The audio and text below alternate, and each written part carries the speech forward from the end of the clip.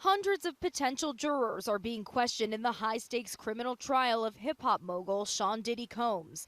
Combs listening in at the Manhattan courthouse as the judge asked jurors what they know about this case, what evidence they've already seen, and if they've watched this 2016 video obtained by CNN that shows Combs kicking and dragging singer and ex-girlfriend Cassie Ventura at a Los Angeles hotel. The judge has drilled down on some of those questions that they answered in the questionnaire to see whether or not they had any issues to serving in this trial. One juror saying she'd seen a still image of it, describing it as a potentially damning piece of evidence. The judge asking, "Did you form any opinions of the guilt or innocence of Mr. Combs?" She responded, "I learned not to. Everything is alleged and there needs to be evidence presented." Of course, they're all going to know who Sean Combs is, but they're going to need to find jurors who, despite the fact that they are familiar with Diddy, they still can be fair. The judge also asking them whether they have any feelings about law enforcement personnel, hip-hop artists, or sexual assault victims that would prevent them from being fair and impartial. One prospective juror dismissed after she said listening to the kind of testimony expected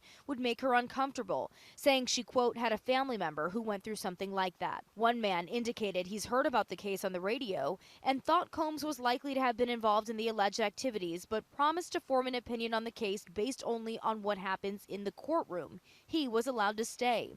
Combs is facing a total of 5 federal counts of sex trafficking, racketeering, and prostitution-related charges. If convicted, he could face what amounts to life in prison. Combs has pleaded not guilty to all charges against him.